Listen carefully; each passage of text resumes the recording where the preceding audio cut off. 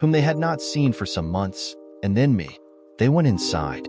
Their eyes were red from crying. Gil came up the steps then, holding Isla's hand and only releasing it to grasp Kyle's. "How you doing, bud?" Gil asked. Kyle said nothing, overwhelmed again, but shook his head. "You're one of us always, you know," Gil said. It was a stock phrase of his, with different meanings on different occasions. Now it meant he was feeling the same emotions, and it was tough. He hugged me and said, "A sad and awful day." Kyle and Gil were fast friends. They were exceptional in different, almost complementary ways. Each brought people together. Kyle lost some competitiveness with Gil because he liked being with him. Gil gained a less nerdy, but still intellectual friend he'd lacked. They hardly noticed that Kyle could destroy Gil in tennis, or that Gil could take Kyle's car in poker. They still played both games occasionally. In tennis, Kyle might not remember the score when he played Gil. It was more about keeping a volley going as long as possible than winning a point. And in poker, they agreed no property or money would ever change hands. Over their college years, they became allies in the pursuit of the sisters and friends to each other. Kyle asked Gil to be his best man, saying, "I have to find a way to get you in the pictures." I remembered Isla and Jill talking about it once, when Jill and Kyle were home before her trip to Okinawa. We were at the park, watching them finish their tennis before we all went to lunch. "Look at them. They play on and don't care who wins."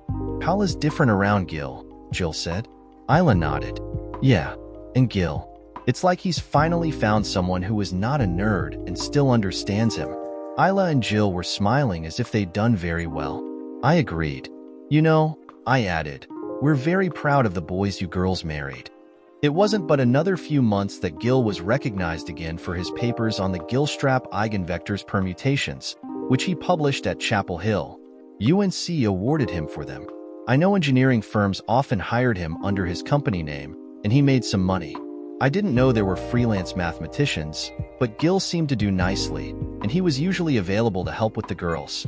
Kyle also worked through the internet for some publishing contractor. He was harder to figure. He was always talking about Sharon or Nelson, and especially Mo. They were co-workers. By his late 20s, he was working directly under the company president. He said once, "She's preparing me to run the company in a few years." Jill and he were not hurting for money, but neither did they seem rich. Not a lot of money in being a book editor for a small company. "Enough, though," Kyle said. "For now." Isla found some papers Kyle wrote in magazines. She pointed one out to me about To Kill a Mockingbird. I hadn't realized how deeply he read that book. He was comfortable in the publishing and critical worlds. Kyle, who destroyed my flowers rather than get tagged, had become an intellectual for a living.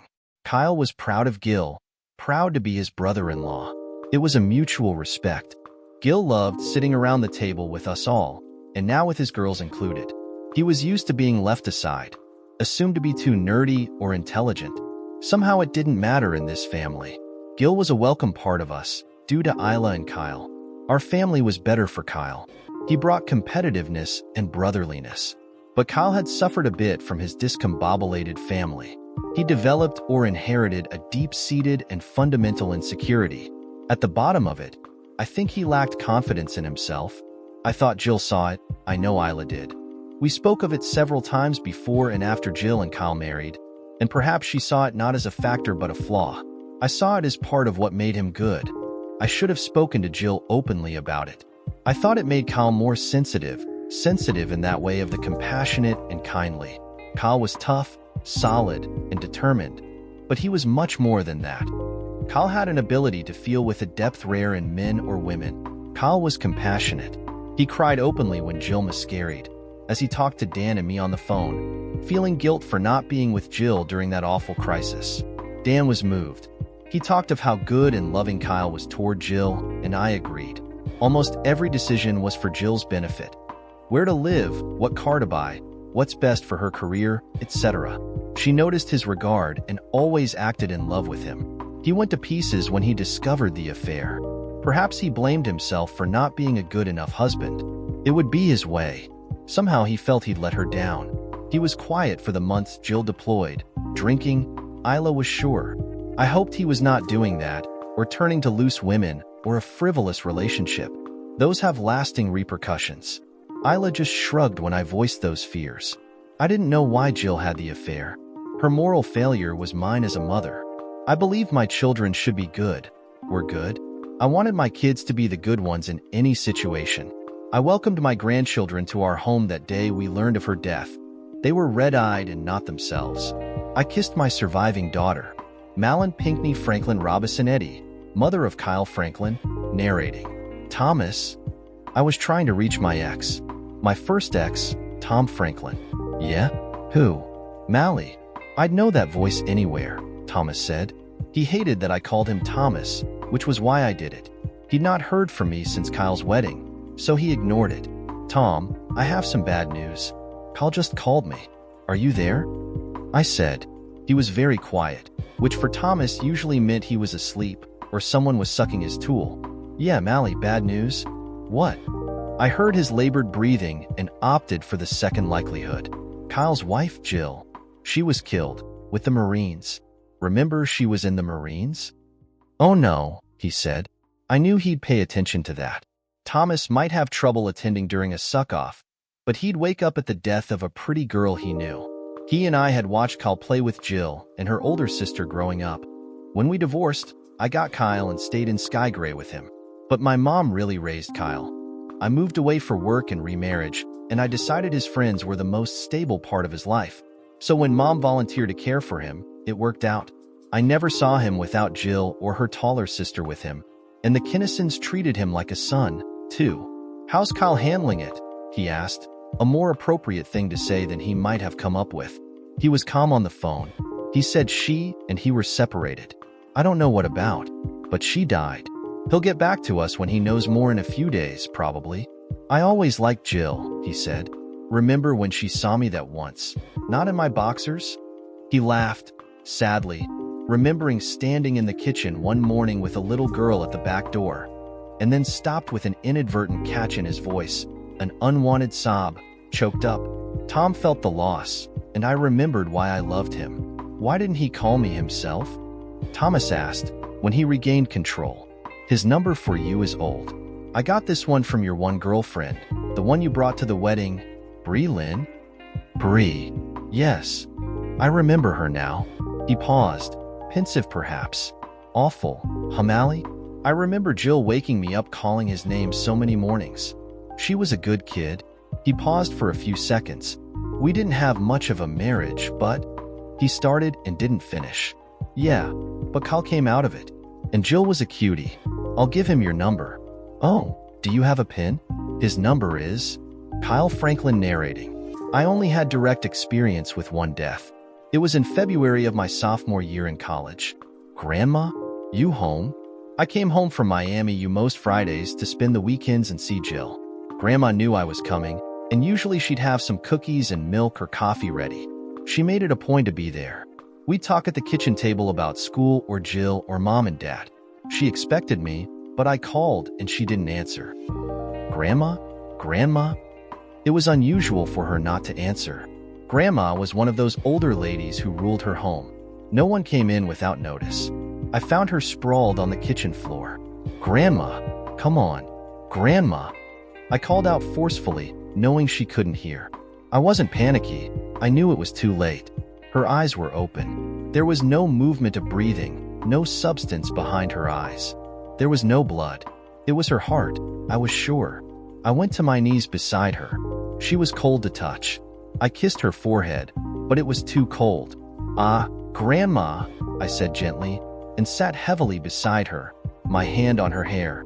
I leaned against the cabinet. It took me a minute to decide to move. I called Mom then, sitting beside her dead mother.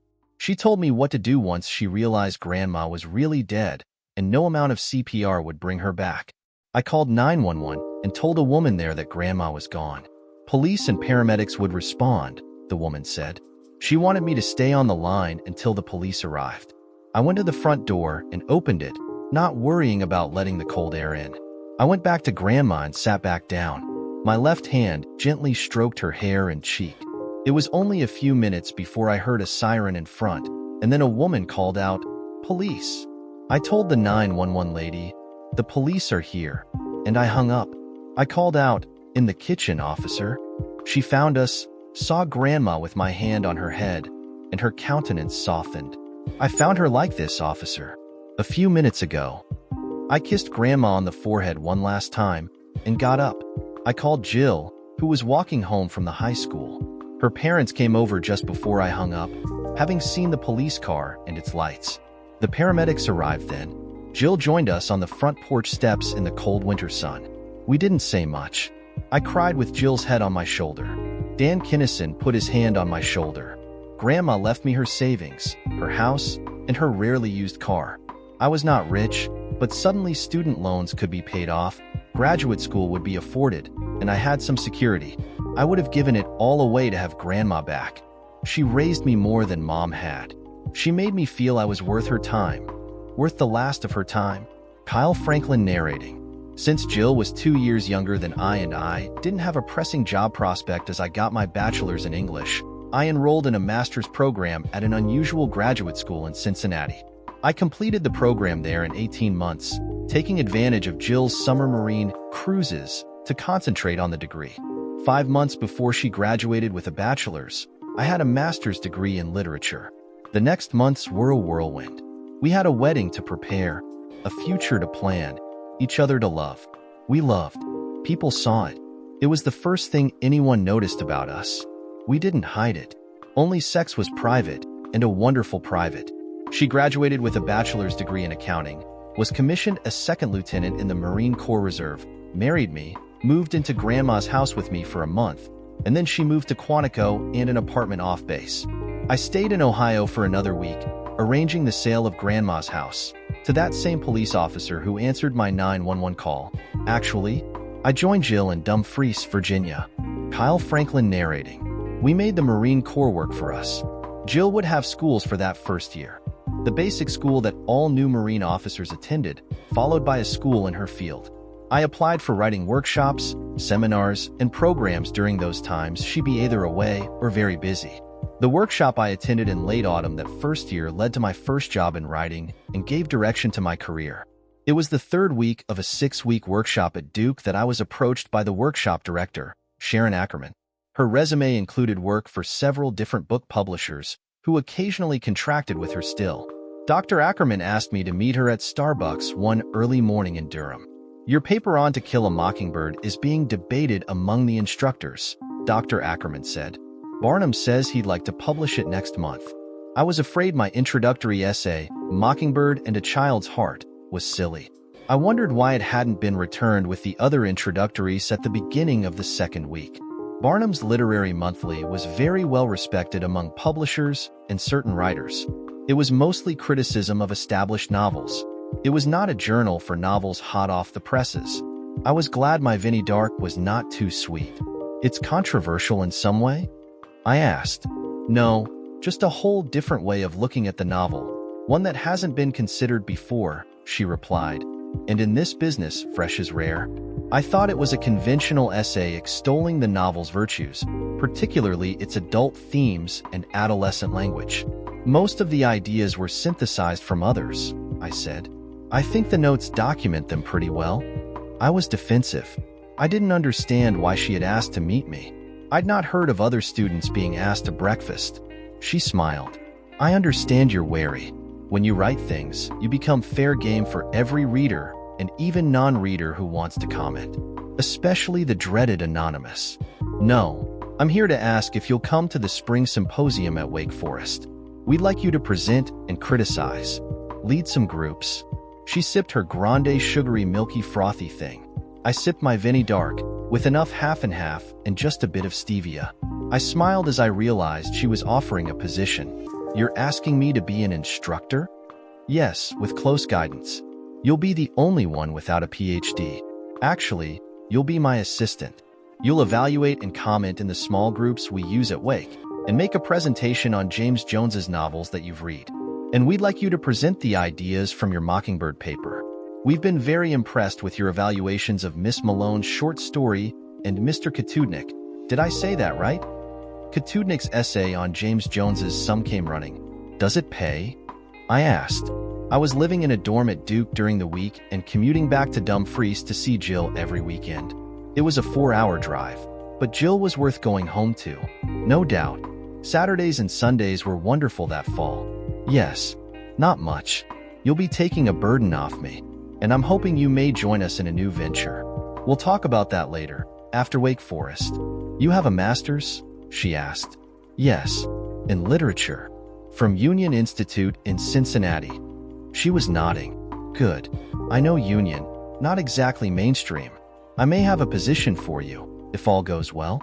You'd be able to work from home, wherever that is. There might be some travel, but infrequent. I nodded. My wife's a second lieutenant in the Marines. She expects Camp Lejeune after Quantico. She shook her head. Hard on you. My husband was in the Navy after med school. 6 years. Any kids? I shook my head. No, we're waiting until she's in her 30s. Then we'll see. Dr. Ackerman nodded and sipped. I took a gulp of my still warm coffee. Well, after this workshop, I'd like to send you occasional stories for editing. Sort of an introduction to a position working for publishers. Then, after Wake Forest, we'll see about the full-time. We'll take it slow to get you more experience, she said. I was excited. I'd like that, doctor, I said. It sounds interesting, and along the lines I was hoping, frankly. She nodded and finished her drink.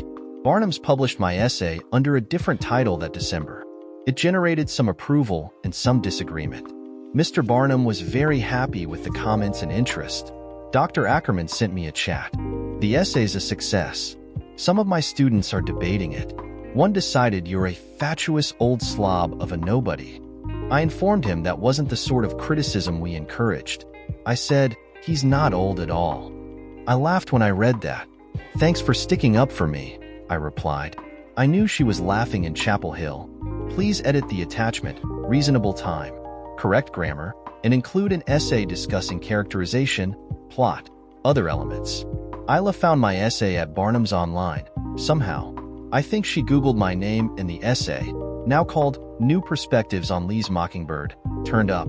She sent an email to me. Mom and Dad are properly impressed to discover you are finally doing something they understand. And making some money?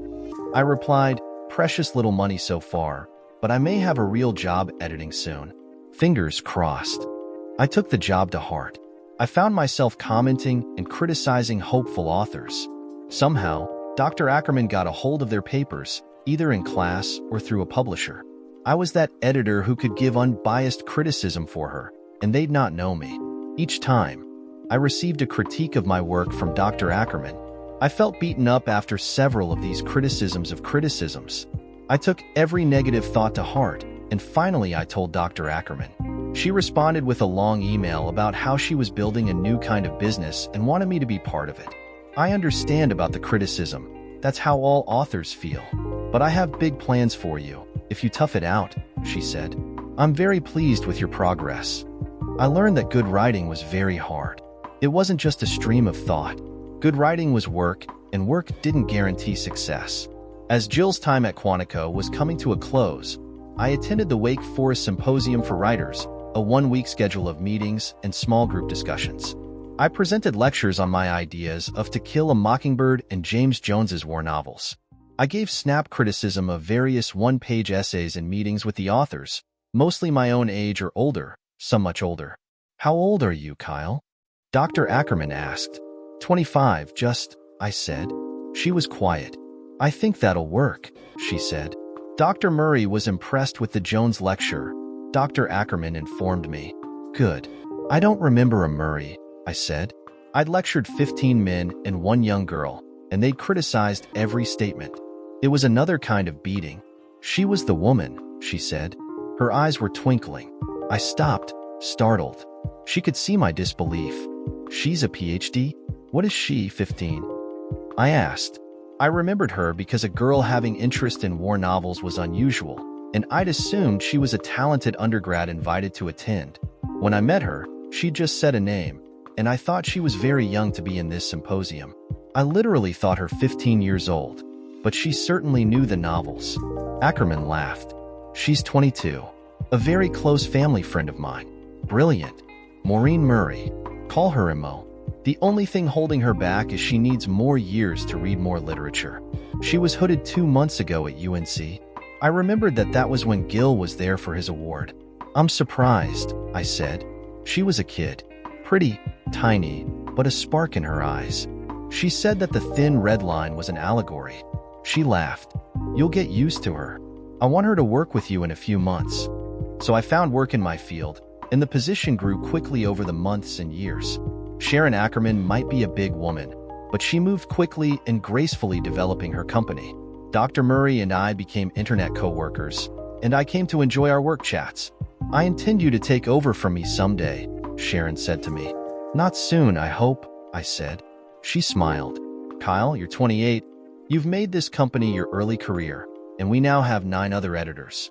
Professional Publications Underwriters is doing very well, but my heart's not getting any better, and my husband demands I slow down.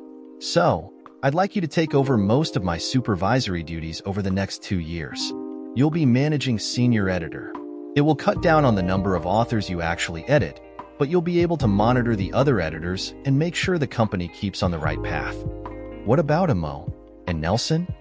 Nelson's too old, too set in his ways, and avoids dealing with things. He puts off telling authors that something must change and lets them go on too long without accepting advice. And he antagonizes some of the agents. Imo is not ready. She's 25, still looks like a teenager or a child, and she doesn't have the temperament. She needs time to socially grow into her intellect. She told me to select you for that very reason. Imo, it was so easy to consider her a child, yet she had a prescience granted to few of any age. Her writing was not just impressive. I thought she'd write a great novel someday. We talked weekly by phone, texted daily, or more when we discussed manuscripts and editing. We met in chat some days to discuss manuscripts and authors. Imo is special, I said. I'd known her 3 years now, but only in our business. She never confided or spoke of things but editing. Sharon nodded, looking at me thoughtfully. Imo had lived with Sharon for some years in college, during her adolescence. They had an almost mother-daughter relationship, and Sharon remained close to her parents, who were academics themselves. Remember how I had you handle the Smith crap? She asked. I remembered very well. It had only been 2 months before. Barb Smith had written a fairly good novel about the Civil War, and Sharon assigned the book to one of our women editors, Nancy Willensong. Nancy was 38 or so, fairly attractive, and married to the father of her 3 children. Barb and Nancy met secretly and became lovers. Nancy's husband sued us for it. I was put in charge. I fired Nancy for violating her anonymity pledge with us, canceled the contract with Zinger Free Publishing. Every author and book were a separate contract, so we could handle these things individually. And the suit dropped us because we fired Nancy, terminated Barb's contract, and their meetings were obviously consensual. We changed our policy, now forbidding personal chats online with clients and always the exchange of pictures. Physical contacts had to be approved. Our anonymity protected us. The only time I met Barb Smith was at Zinger when I visited to explain the termination. Zinger canceled its relationship with Barb, also, later that day. I don't know if the book has been published. Occasionally you have to be tough. Mo's still learning when that is. She's never dealt with others that way, she said. She encourages.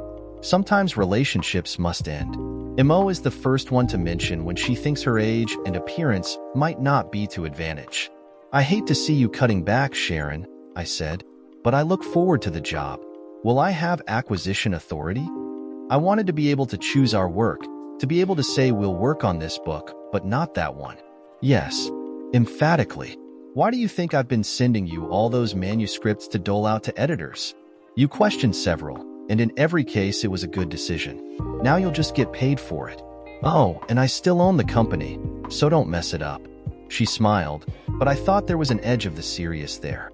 I've been openly preparing you, Kyle, she said. You know all but the last 2 editors I hired. You'll meet them at the next company meet. You know all the companies we work with. They know you. They approve you as my replacement, heartily. I was slightly surprised that she'd floated me to our associates. I said, I know I'm young for such a position in a growing company. I am touched by your faith in me. She seemed hesitant then. Mo's become your friend, I know. You two make a good team, she said. How would you like to employ her? I nodded. I've never heard a thoughtless statement from her. She was so smart to advise Katudnik to change the climax of his novel into a flashback at the end. He had a block about where to take the book to finish. She nodded. It was smart. The book was nominated for several awards, and Katudnik was being courted by some large publishers. I hoped he'd stay with Zinger and us, but their contract was only for the one book. Zinger hired us to edit Katudnik. Imo was such an unusual person, but such a talent. We didn't want to slight her.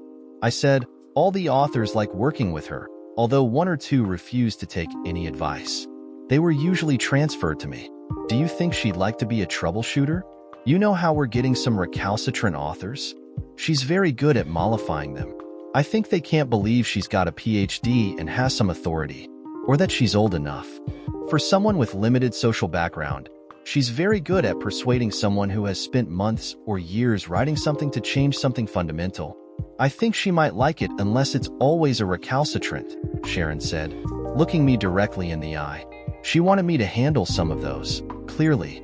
What kind of family life does she have? I see her at these workshops 3 or 4 times a year, but we usually only talk about our work, I inquired. I literally know nothing about her. Sharon was smiling. Huh, you know her parents and I go way back. Her dad teaches music and coaches voice. Her mom's a professor in psychology. In her advanced academic ability, she's sacrificed much of the normal socializations. She's not been to a prom, not a baseball game. Sharon stopped. She's been so focused on reading, writing, and degrees. Only with our company has she had to grow socially at all. And she's been like a flower. She has a talent for working with people. She liked talking about Imo. Her adolescence was spent living with my husband and me, going to school with people years older. Her parents say she hasn't had a boyfriend, and when they ask her, she says she's too busy working now. No girlfriend either. She has her own apartment, a cat. She has a car, goes to church, has some commitments there. She shrugged. I thought she wanted to say something but decided not. She acted as if she had an ace up her sleeve. I wondered what that could be. Do you mind if I talk to her about all this? I may ask her her goals, that sort of thing. She's too brilliant to hide away in an office at home. Too nice and pretty to not have a normal life. Be my guest. I agree we want to keep her. I don't think she wants to move on, at least yet. I said, I talk to her a lot, but she keeps things on business. I've asked about her family and life, but she just shook her head or brings up work. Sharon actually laughed, nodding at something. That's Imo. It may change, I think. At least a little. She and I talk about things, not just work. We talked about our company until she had to go. 2 hours later, Imo finished with her small group critique and I met her outside the room. Lunch, Imo. I'd like to talk, I said. Love to, she said. In all the years of working with her, I had probably only had a meal with her when we were leading group discussions or talking about business. It was never just the two of us as friends. She looked genuinely happy to have lunch with me. Her diminutive, eerily adolescent prettiness was quite attractive to some men, maybe most. She certainly must attract the Humberts of the world, I thought sickly. If I ever came to know her on a personal basis, I might ask. I felt like I was talking to an academically precocious teenager, probably because it prevented me from thinking of her as the young woman she was. I knew a few men made passes at her at various conferences. She said she discouraged them. We sat and ordered. I filled her in on the general changes coming at PPU. She was not surprised, not anxious, just happy to be included. She was not jealous, that I could see. To so many, a PhD beat a master's, and that was all that mattered. I told her Sharon had asked me to be managing senior editor. She didn't seem surprised, and she smiled and congratulated me. She saw my reaction. Grateful she was a good sport, happy at the new job. She said first, I hope you'll keep me on. I've enjoyed the way this company works. Of course, I said, you're our best editor, Imo, and you handle people very well. I'd like you to take on some of the tasks I've had. I let it be quiet for a moment, and Imo held onto her coffee on the table and looked at me. She wanted to speak. I'd seen that look whenever she had an idea she wanted to discuss. She surprised me with the idea. Tell me about Jill, she said. I shook my head at the change of topic. It was personal. I wondered what she was doing. With Imo, there were no casual requests. Everything had a purpose. Everything was thought out ahead of time. I suppose that was a way to get a PhD at 22. My eyes widened a little. "Tell me about growing up with her," she said. Somehow, I thought I'd been maneuvered. Sharon and Mo wanted me to know her better, so now I was about to learn about our youngest, most brilliant editor. I talked about Jill and me. I never had to choose a girlfriend or look for one. I had one when I was 7. I was still with her. I talked about playing games, being married to a Marine, our hopes for a family in a few years. I spoke of growing up in Ohio, of having 3 moms, mentioned some of the fond memories. Wow. She was pensive. She sucked on a straw and a Coke. She said, "Jill's a remarkable person." I looked into her eyes, and she did not flinch. She wanted me to see something there. I looked again. Eventually, I asked, "Tell me about your life. Do you have a boyfriend?" "No, not a boyfriend." I looked at her, and suddenly I apprehended what was in those speckled eyes behind the oval glasses. Her gaze didn't falter. "Don't be coy," I said. I knew she was grown up, despite the smallness, the image of pubescence. She had an adult conflict in those eyes. She didn't look away. Suddenly, I knew what she wanted me to realize. I smiled. I wondered, am I a dullard? She smiled. "Kyle, you finally understand, don't you?" she said. She looked at me and then away. It was quiet. I've not had many boyfriends. I turned down a few. If one comes along who measures up, I'll let you know. You're a tough act to match, though. I didn't take my eyes off her. All those meetings at conferences, talks on the phone, Ackerman's hesitance to say something. I wondered if Mo were turning guys down, or discouraging them, or just avoiding them. For me, so I knew. She was forthright and silent. "I love my wife," I said. Jill was in Okinawa for 4 more months at that point. Mo was little and beautiful and her skin was radiant. "Of course." Mo said it and kept my gaze. "I'm not trying to steal anyone from anyone. I want you to love your wife. I don't want a man who doesn't love his wife." She knew me. She respected me, and she wanted my marriage to work. "Why are you telling me now?" I asked. "Because other people can tell how I feel. My mom and I talked about it months ago. I told her about you. She talked to Dr. Ackerman, who guessed I liked you long ago." She was smiling. "Will it change things?" I asked. "I didn't know. I liked that you held women at arm's length.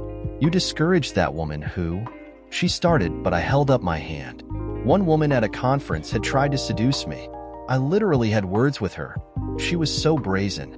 Mo had started to laugh when the woman walked away from us as we stood around after the small groups broke up. "I hope you find someone, Mo," I said.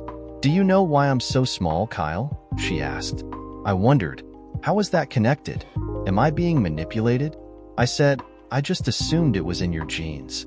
"It is, but it's a condition. Pituitary. I stopped growing at 12. They caught it, treated it, and I grew a bit more to this height. My jugs are more a suggestion than a reality. I can have kids, but I look damn young. Everything works. I'm just small, and it's proportionate." She was never without purpose. "Why are you telling me this?" I asked. "It doesn't affect how I feel about you. I'm telling you because it's the only secret I have. Dr. Ackerman knows, my parents know, and anyone who looks at me suspects. You know now. I know you love your wife." We were quiet for a few minutes. "Would it be awkward around her?" I said, "Aside from my wife's family, you're my closest friend.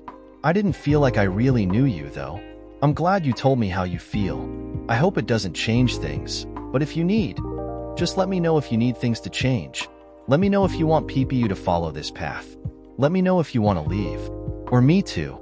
She shook her head with a smile and said, "I'm not unhappy. I love the work. I like seeing you a few times a year, having your attention every day, even just for work.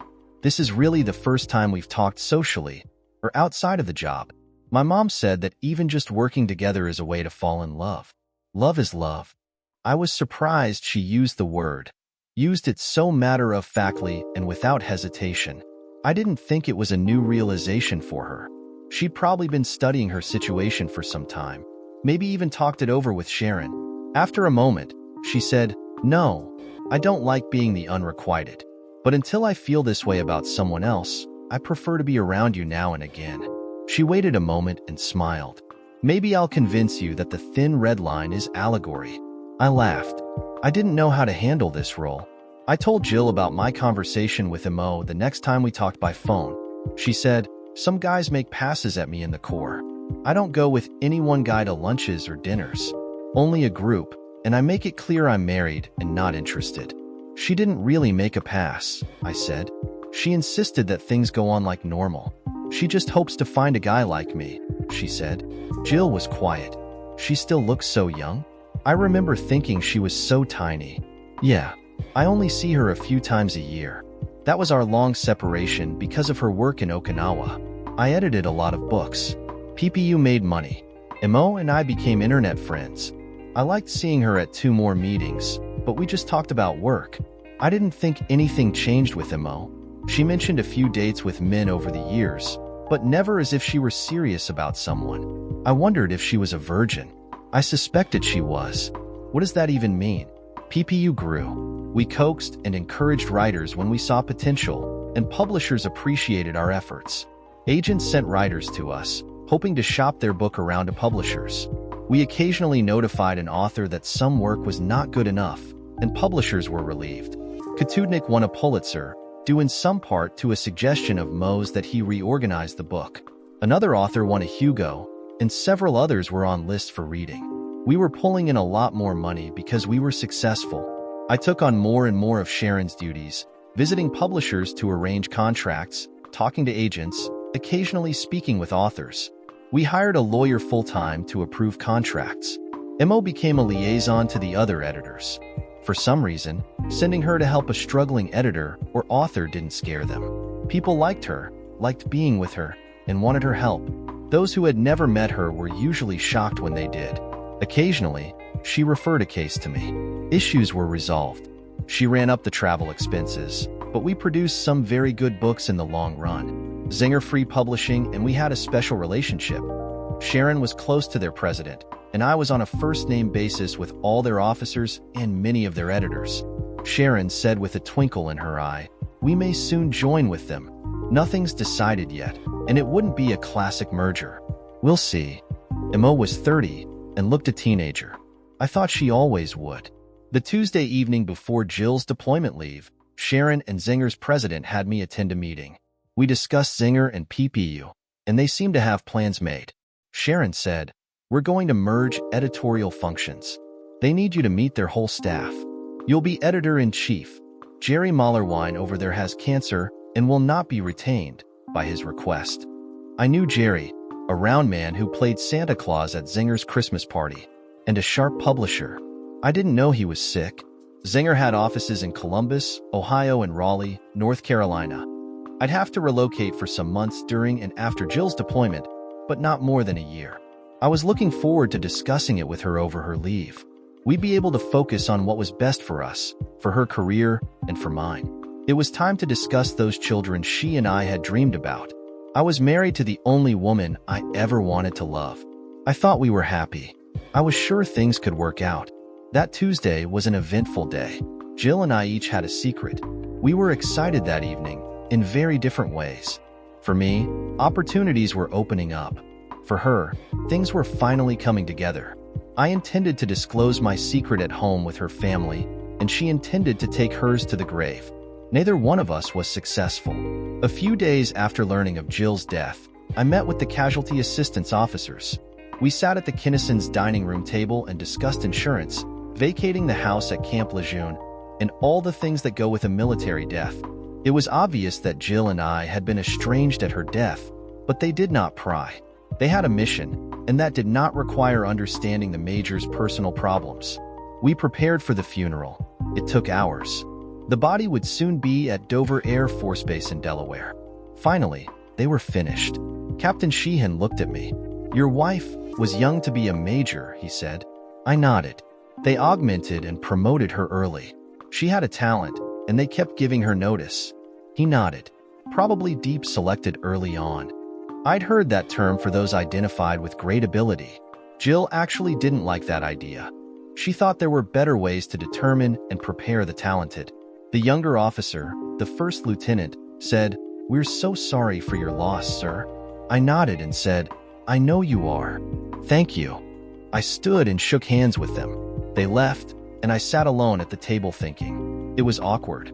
The sudden separation right before the deployment, the loss then of her life with so much still in the air. Her death mooted every issue. There would be no divorce.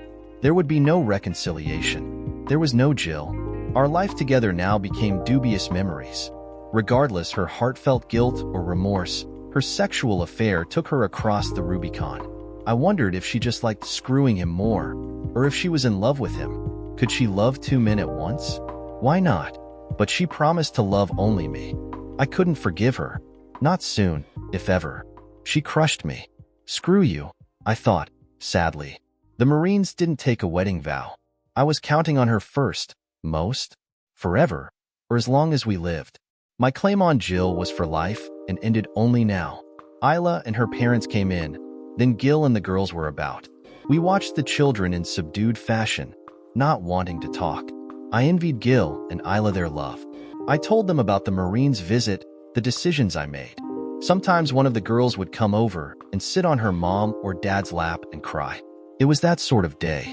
I felt welcome, but somehow not part of the family as I had. I guess Jill had in some way rejected me by choosing another. I missed that feeling of belonging. Gil sat next to me for an hour, talking about his work and the girls and Isla. Her body was returned to the country next morning, reaching Sky Gray a few days after that. It was recommended the body not be viewed. There was a sergeant who accompanied the body to us. He had a box of personal effects from Afghanistan and another from Camp Lejeune in a small duffel bag. Everything was transferred to me at the funeral home. The sergeant had me sign an inventory. Her personal effects were her identity tags, her wallet, keys no one knew about, and other odds and ends. From Lejeune there were some books, uniform items, her old second lieutenant bars, the contents of her desk. One item made me pause, and I tried to be cool. There was one last letter with my name on the brown envelope. "Only Kyle Franklin," it said in black marker, sealed with 2 strips of tape. I noticed the tape was unbroken. It was unopened. There was her personal laptop and power cord that she used at work sometimes, and her phone. That phone. I knew no Marine's personals were sent without inspection. A decease meant some officer or sergeant had gone through the effects to remove condoms or adult movies or any item that might cause distress. Letters were skimmed or read, sometimes. I had no illusions. But these effects came from the base, where she'd left her phone. It did not come from her colonel or mates in the Middle East, and no one could get into her phone or laptop. I stared at her effects. I didn't know what to do. The priest from Merciful God Parish visited to discuss the funeral. The Kinnisons and Isla were with me, and the arrangements were quickly made. Father asked if anyone from the family would like to say some words at the funeral itself. It was not necessary, but a lot of families wanted to do it. Knowing the Kinnisons well, he seemed surprised they did not want to say anything, but no explanation was forthcoming. He looked at me but did not inquire. I said, "I don't think any of us want to speak, Father." I didn't say more. He looked in my eyes, and I think he saw pain. "As you wish," he said. "I will speak of Jill as I knew her." We all nodded, and he went on. At the gravesite, I usually let anyone speak who would like to say a few words. Any objection? I looked at Isla and the Kinnisons. "No problem, Father." He felt a pregnant silence, and no explanations were forthcoming. He looked at me and said, as I walked with him to the door, "You know, confession is a wonderful time to talk in confidence." "Thank you, Father. I may take you up on that," I said. We shook hands, and he left with a nod to the Kinnisons. I texted him, "Oh, funeral day after tomorrow in Sky Gray. Thanks for handling things with work." "You're welcome," she responded. "Wish things were different." Since the unit was still in Afghanistan, only a few Marine representatives were present at the visitation and funeral. Some sent home for wounds or illness, one specifically for the funeral. Local Marine reservists were about, as well as an honor guard. Sometimes a sudden death meant a funeral without complete closure. This funeral was tearful and somber. Father had good and proper things to say about Jill. He told stories of her attending Mass, remembering her athletic ability, her intelligence, her leadership roles. He mentioned her service to the country, her death fighting evil. It was a good sermon. and he must have known that he spoke in ignorance. I appreciated his good intentions. He led us from the church to the graveyard nearby. We buried Jill in the Catholic cemetery in Skygray. It was a nice morning. There was an honor guard. I walked with Isla and Gil and the girls. Mom and Dad Kinnison walked in front of us. I think it was out of respect for me that the whole family stood about me, included me, wanted me with them. I saw my mom and later my dad. Mom had her current husband and dad, a woman who was not a former model. Mom and Dad stood together and with their significant others, confirming that weird relationship they had. Almost like lovers who can no longer stand the sight of one another, but always still think of the other first. We were a remnant family for a lot longer than a family. As we walked into the cemetery, I was surprised to see Sharon and Mo standing off to the side and looking for me. Perhaps they missed me at the funeral. Isla, there are some people I'd like you to meet, I said. Oh, okay. Gil, she said. Stay with me, girls, Gil said. They looked stunned by everything. The loss of their aunt, a funeral, the whole sad occasion. Isla and I stepped out of line and Sharon and Mo saw me then. I didn't expect you here, I said. I grasped Sharon's hand with my right and Mo's with my left. It was the first time I ever touched Mo. I suddenly thought, Isla, this is Sharon Ackerman, who owns my company. And this is Maureen Murray, another editor. We work together.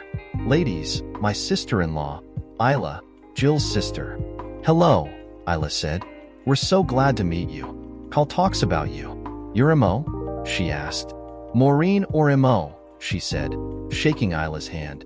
They looked in each other's eyes, and I wondered if Isla had wondered about Mo for some time. We hope you'll come to the house after this, both of you, Isla said. Sharon and Mo nodded. Of course. We're so sorry, Sharon said, and Mo nodded. I wondered what Isla was thinking. I noticed her give Mo another look. We should get on, I said. Please walk with us. They nodded and we all joined the long line of mourners that packed in at the gravesite. There was to be a ceremony. They had folding chairs for the family under a canopy, so I was seated with the Kinnisons. There was a speaker system. A few prayers were muttered. The priest asked if anyone wanted to speak. At one point, a Marine captain who had served with Jill said some words about her. One of her friends from college reminisced. It was probably considered odd that no one of the family spoke, but so it was. There was a pause when no one else volunteered, and then movement. I was shocked to see little Mo step to the microphone. Isla looked at me with a funny expression. Father lowered the microphone for her. She smiled her thanks, even though it was still too high. Sharon, behind me, leaned over and said, "Be calm. This should be great." Mo said, "I'm Maureen Murray. I only met Jill twice, but I had the good fortune to work with her husband for several years now. I can attest to his love for her." She paused and looked around at people, then me, and then continued.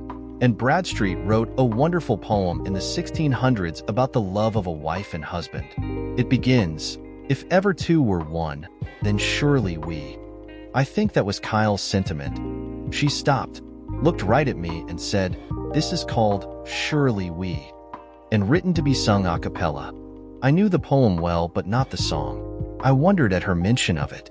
It attested to the unity of marriage, of the great love of a wife and husband. She knew my situation. I stared at her as she sang. Was she referring to herself and me? No, that would be very presumptuous. This song was about Jill and me. And then I knew, and it was as if I understood myself better than I just had. Mo thought love and marriage was noble. She thought I should be in Bradstreet. She was telling me what she hoped to see in me. She wanted me to be the author of my love for my marriage. Jill's cheating was not mine. It was beautiful. Mo's voice was surprisingly strong. I stood up as she sang that simple song based on that wonderful idea. I felt Isla's eyes, Dan's, Penny's. Mo saw me standing and smiled as she sang. I remembered something I'd said about Bradstreet. Her virtue is flawless. She loves, and nothing can curtail its nobility. Mo didn't want a man who didn't love his wife. I felt a tear escape my eye.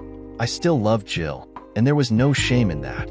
Mo's voice was pure and almost holy. By the time she finished the little song, everyone wanted it to continue. There was a pause, as if the crowd were awed. "Thank you for indulging me," she said gently. and returned to stand with Sharon. Sharon smiled at her and patted her on the back. I had no idea she was a singer, and a good one, at that. I thought she sounded professional. There was not a hint of nervousness, and her voice was enchanting, very strong compared to her speaking voice. Music did not appear to be a lacuna. There was a lot I didn't know about my little friend. Every love has a journey to travel. Father returned to the microphone. "Wonderful," he said, nodding toward Imo. An honor guard fired 3 blanks each, and I cringed. There were hundreds at the funeral, and perhaps 100 at the gravesite. Sky Gray turned out for its children, and Jill was one of its children. Across the way, I saw Mrs. Devereaux among some military men who gravitated to one another. She looked at me, nodded in commiseration, and I nodded back. She was a pretty woman. The family sat and watched as they folded the flag from Jill's coffin in that ceremonial manner Marines assume for somber or public occasions. One with many stripes on his arm came to me, holding the flag folded tightly into a triangle, genuflected in front of me, and held it out. He said, "On behalf of the President of the United States, the Commandant of the United States Marine Corps, and a grateful nation, please accept this flag as a symbol of our appreciation for your loved one's honorable and faithful service." I took the flag with both hands and said, "Thank you." I didn't comment on the honorable or faithful statement. He stood, saluted, turned, and left. Everything was slower at a funeral or burial, so it took some seconds, followed by another few seconds of quiet. I took advantage of that moment. I stood and stepped in front of Jill's mom. I went to one knee and held out the flag. "You must know, I always thought of you as the mother I hoped Jill to be. You were a perfect role model. You should have this." She gave her life for her country, and her love for you was never suspect. I leaned forward and kissed her cheek and put the flag in her lap. She put her hand on it. I realized I was creating a scene. I didn't care. The priest waited for me. I went back to my seat. Dan Kinnison put his arm around me and said, "Kyle, you're the son we didn't have." I said, "It hurts so." I looked at his eyes, saw him nod slightly, and accepted his honesty. I left a moment later when attention was on the final prayers. I don't think the Kinnisons realized it. A lot of people in the crowd probably did. I had to go. I had things to do. I made a decision. Isla Gilstrap narrating. The ceremony ended abruptly a few minutes later. People just stood, unsure what to do. A woman approached us and stood before Mom. Ah, probably Mrs. Devereaux, I thought. Kyle was not near his seat. Had he left? "I'm Marge Devereaux, Colonel Devereaux's wife," she said. "I was hoping to speak to Kyle. I saw him leave right after he gave you the flag. Is there anything I can do to help you? You must know, I'm just devastated." Mom shook her head, not wanting to speak to Mrs. Devereaux.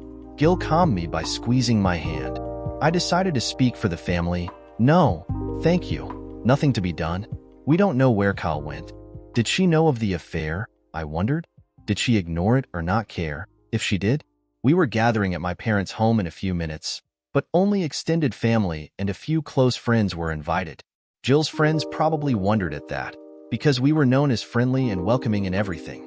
Suddenly, we were not inclusive. We were polite to Mrs. Devereaux, who learned nothing, and we did not invite her to our gathering. It was a mostly solemn gathering. Some of our cousins came as well as other extended family. Mom and Dad were about and then not. Dad later said Mom had some sort of anxiety attack and just wanted to rest for a few minutes. He stayed with her for about 15 minutes when they returned to the gathering. The most interesting people were Kyle's 2 colleagues, who were amazingly forthright, knew some of the details of the estrangement, and were worried that Kyle's absence meant more months of depression. They had a return flight and needed to leave in a short while, so they missed meeting Mom and Dad. It was Gil who uncovered that both women had doctorates in literature. Most surprising was that Maureen was actually almost Jill's age. I heard Gil laughing across the room about that. It was good to hear some laughter on that sober day. He related the discussion later, when I asked. I said, "Miss Murray, your voice was just as pure and lovely as I've ever heard, and the song was so touching." She looked at me, smiling, and said, "Thank you. You know, Dr. Gilstrap, I didn't know she knew my title. You and I actually almost met once before." "Oh?" I asked. "I was hooded on the day you were awarded at UNC 8 years ago," she said. One of your permutations papers had just been published. You were on the stage, I was in the chairs. That's when I started laughing. I said, "No, I hope you don't mind me asking, but how old are you?" And she said, 30. He shook his head, smiling. I said, "You are a remarkable person, Dr. Murray. Kyle didn't mention you have a PhD," I said. She said, "Kyle tries not to notice me, sometimes." Wasn't that a peculiar way of putting it? It was odd and beguiling. I wondered how far their relationship had progressed. I think Dr. Maureen Murray has a subtlety in her word choices when it comes to my dear brother-in-law. Do you think she and Kyle have some sort of relationship? No, I think they kept it strictly business. Her countenance was wistful. She wasn't hiding anything, and she wanted me to notice. I think she intended to disclose something, like you said about her word choice. I'm fairly certain of one thing. Gil was smiling. What? I asked. I think I felt it too. Maureen loves him, subtlety or no, and she wanted us to know. Gil smiled and waited. I liked her. I thought about that. We invited Sharon and Maureen to dinner with us, and I think Maureen wanted to stay, but they declined in order to head to the airport. I did get their email addresses. Mo is the one to contact, Dr. Ackerman said. She and Kyle work together on everything. He contacts her often, more than daily. She looked at me strangely, as if there were more to say, but she remained silent. Isla Gilstrap narrating. Kyle called that evening. "Hello?" "Gil," I yelled. "Kyle's on the phone." Gil came into the room.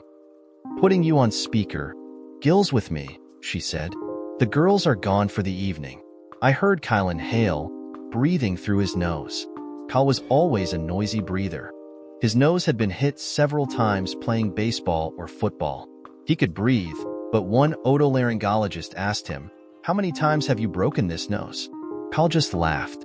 He never went to the doctor for missing a baseball. He cried and complained as a kid, but he just played on. "Hello, Kyle, we're here." "You're one of us, man," Gil said. "Thanks," Kyle said. "Quite a funeral, wasn't it?" "Yes," Isla answered, looking at Gil.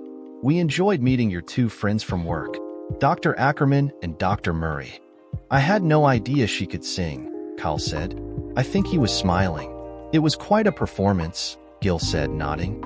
"She seemed to be singing to you, I thought." Isla said, "I had that impression too. I just couldn't face everyone," Kyle said.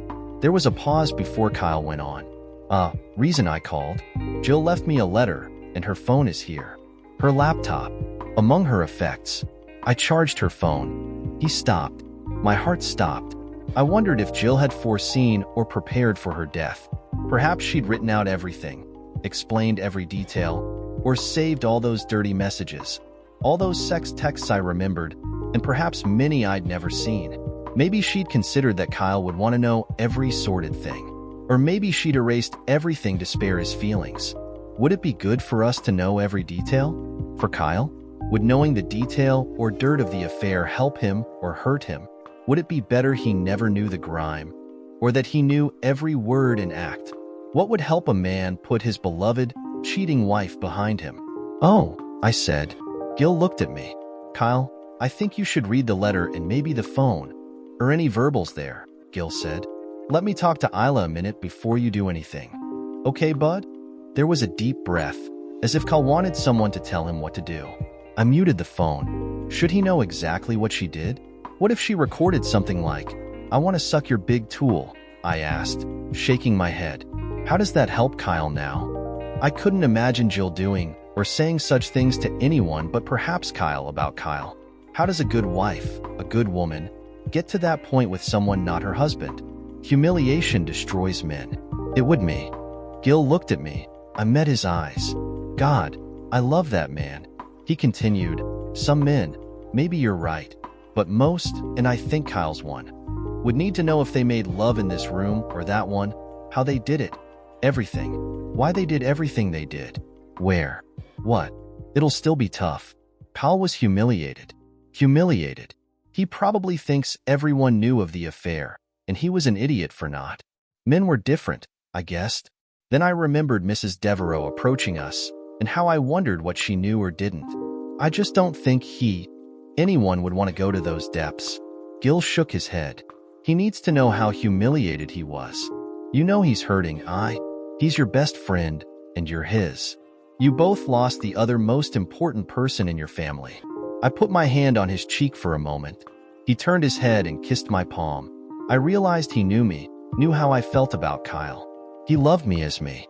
I unmuted the phone. Kyle, whatever you decide to do, give me a call after you do it, okay? I said, okay. Would you rather? He started. No, Kyle. It's between you and Jill. Whatever you choose to share is fine, but you should decide what I know, I said. Gil was nodding. Kyle was quiet and thoughtful before responding. Okay, I'll call back, maybe tonight. Goodbye, both of you. Bye, Kyle, we both said. I clicked it off. We didn't speak for a long moment. Gil put his arms about me from behind and kissed my neck by standing on tiptoes. You know how Kyle's going to get past this? Gil asked. No. I replied. Is it possible? He smiled. Two things. He's going to finally get mad as hell, as any husband worth his salt would. He already is. It's just hidden in depression. Maybe knowing more detail will bring that out. Okay, I buy it. You said two things? He smiled. He needs a pretty girl to love him. I thought for a second he was referring to me. He shook his head, I think, arms under my jugs, and kissed my neck again. He loved feeling the weight of my jugs on his arms. No, not you. I know you guys love each other, but you have me and Kyle would never break that bond. I even doubt you would, he said with humor. No, I mean Maureen. I felt a pang of jealousy, and then I realized she was part of the solution. Gil had seen it in her, too. She looked like a kid, but she was a woman, and she loved Kyle. For his part, there was also something different in his regard for her. It was a deference, a respect. For some years, he'd spoken of his friend Emo, and I'd assumed Emo was a man. I doubted she competed for his affection because of the song she'd chosen at the funeral. She seemed like she really wished Jill were still alive for Kyle. I think Kyle kept her at arm's length, avoiding adultery and affairs and falling in love with someone else. He probably avoided private lunches with her or anything but work. Gil's cheek was on my shoulder. I think Maureen loves him, or wants to. I thought Kyle knew how she felt and returned it as far as a married man should. I wondered how Jill fell into the affair her husbad adeptly discouraged.